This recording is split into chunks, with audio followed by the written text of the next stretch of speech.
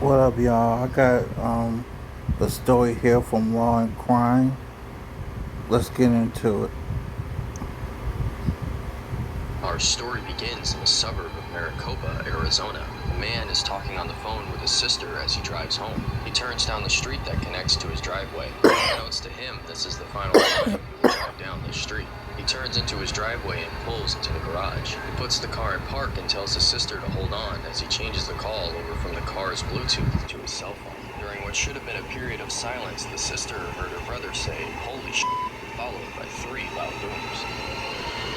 Mm. She yelled out for her brother a couple of times, but got no response. She hung up and tried calling him again, but her brother didn't pick up. She was unsure of what to do next as she lived multiple states away.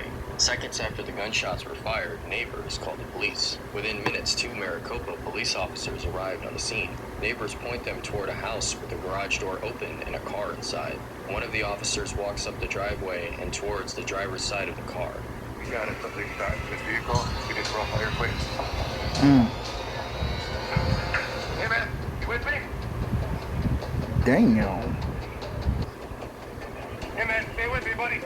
Before the officers can render aid to the male slumped over in the driver's seat, they must ensure that the scene is safe and that the threat is over. They wait for backup. As more officers arrive, the team makes entry into the house.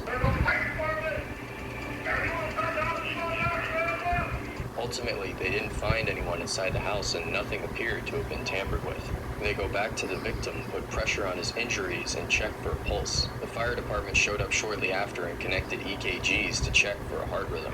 They determined that there was no aid that could be rendered that would successfully bring the man back. Yeah, he was bled deceased. out. Homicide detectives arrive on the scene. Through the victim's driver's license, he was determined to be 31-year-old Michael Agater. Michael was born on July 26, 1985 in Indiana.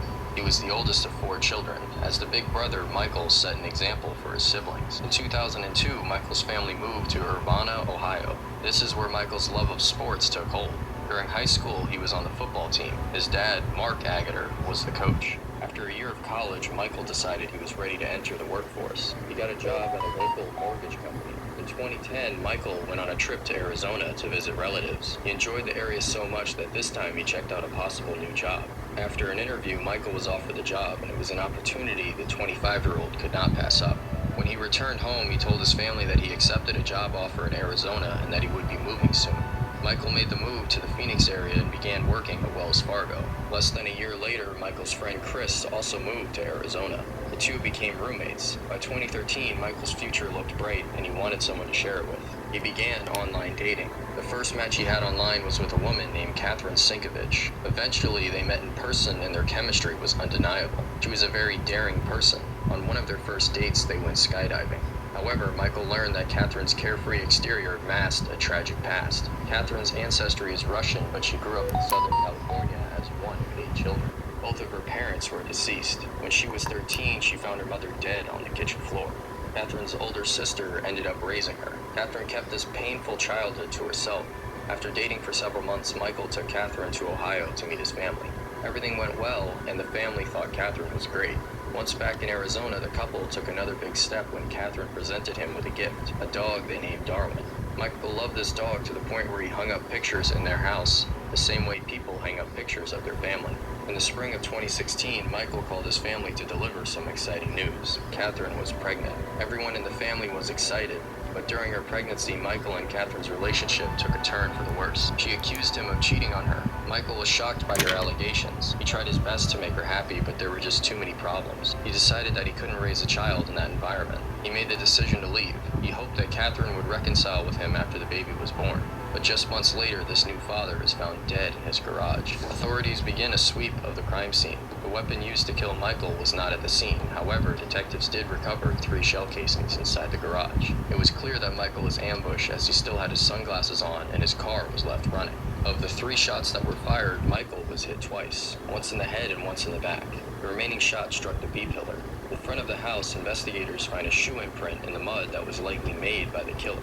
The imprint was between Michael's and his neighbor's house. Detectives also notice security cameras around the house, but they must wait for a warrant before they can view the footage. In the meantime, a man shows up identifying himself as Chris Grindy, Michael's longtime friend and former roommate. He had received a call from Michael's sister telling him that Michael wasn't answering his phone and that something was wrong. She asked him if he could drive down and check on him. He said sure. As soon as he turned the corner on the street, he saw the police tape. Chris was shocked to hear that Michael had been murdered. Michael wasn't involved in any criminal activity, so he wasn't the kind of person that would have enemies after him. Chris told the police that Michael lived alone and that his sister and most of his family lived 28 hours away in Ohio. Chris also told the police that Michael's ex-girlfriend, Catherine, and their newborn son lived nearby. Chris was suspicious of Catherine from the beginning. She physically can't beat the hell out of him. She needs no friends fry. I hope we have that phone. With apartments.com capturing the hearts of hundreds of millions of renters, everybody wants the secret to our success, but they're never going to get it.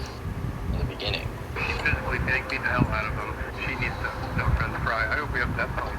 After talking with Chris, investigators then speak with the neighbors. Several neighbors reported seeing a white van leaving the area at a high rate of speed after the shots rang out. However, the accounts of who was driving the van were inconsistent at best. They received multiple descriptions of the driver, ranging from a black male to a white female, and basically everything in between. Back at Michael's house with a signed warrant, detectives take a look at the surveillance footage.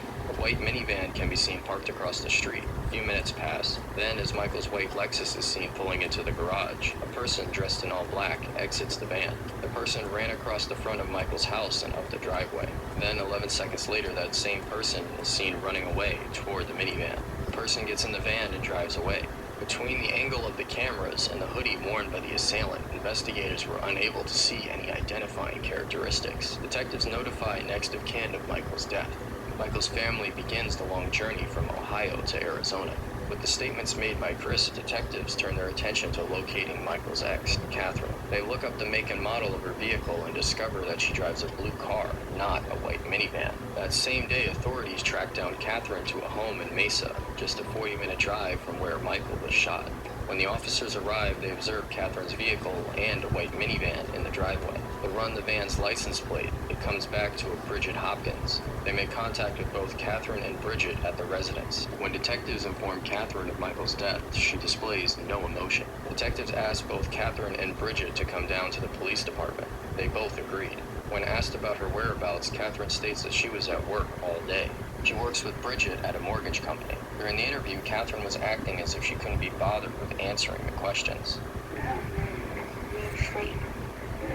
we all would like to have some sleep, but unfortunately there was a homicide in our county. Give you a lawyer? With Catherine lawyering up, investigators shift their attention to Bridget. She explains that she is Catherine's coworker and that she has known Catherine for about a year. Bridget corroborates Catherine's alibi of being at work all day. Detectives inform Bridget that they're investigating a homicide. She was shocked to think that they would consider Catherine the suspect in the murder. Bridget said that she stayed at work all day except for when she went to pick up lunch. Bridget's vehicle matching the description given by neighbors in the van in the surveillance footage, detectives had reason to believe that Bridget's van was involved, so they seized her vehicle. They found two pieces of evidence inside: a shoe print of dirt which would be consistent with someone stepping into a puddle of mud. The other was a dark black sweatshirt that was similar to the one worn by the killer in the video. With no hard evidence directly tying Catherine or Bridget to the murder, they must let both of them go. When Michael's family arrives in Maricopa, they share disturbing details about Michael's love life with investigators. Michael's loved ones had a lot to say about Michael and Catherine's relationship. In the beginning, the two seemed great together, but just months into the relationship, Catherine's behavior took a sharp turn. When angered, which they said didn't take much, she would break dishes and throw things around. She had also accused Michael of cheating on her with his sister. When she realized how crazy that sounded, she then said that his sister must have helped him cheat on her. Michael's friend and former roommate, Chris Grindy, had a front row seat to Catherine's erratic behavior. Chris described her as a very manipulative and controlling person. Shortly after Catherine moved in, Chris moved out.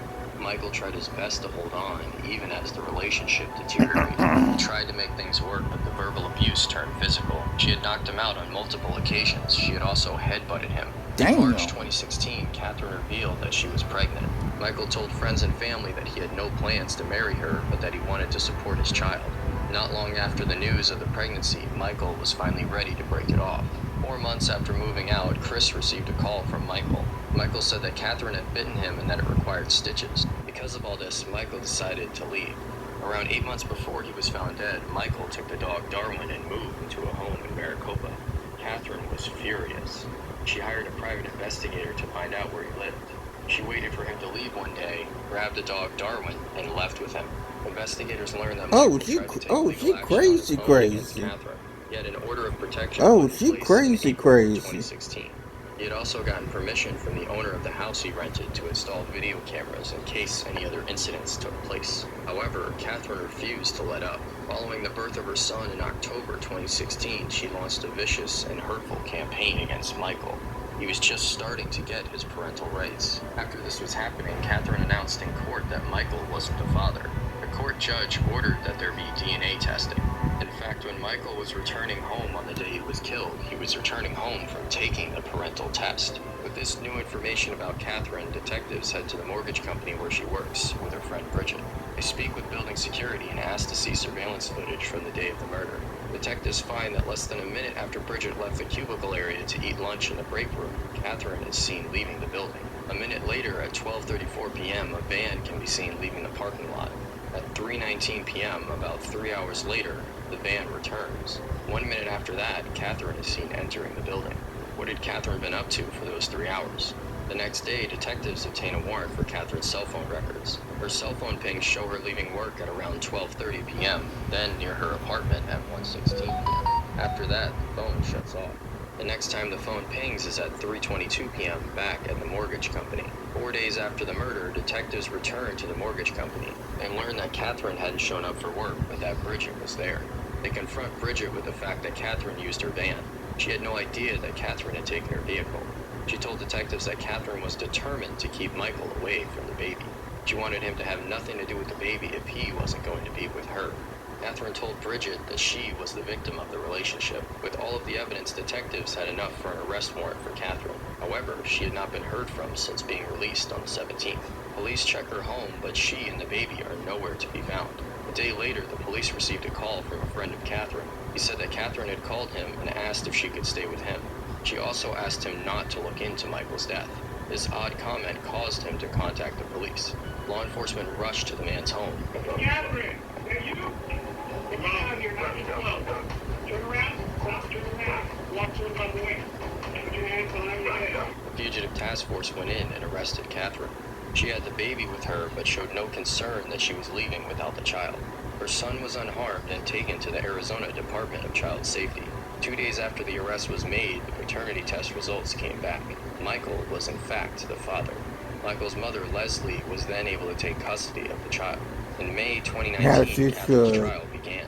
Nearly all of the evidence against her was circumstantial.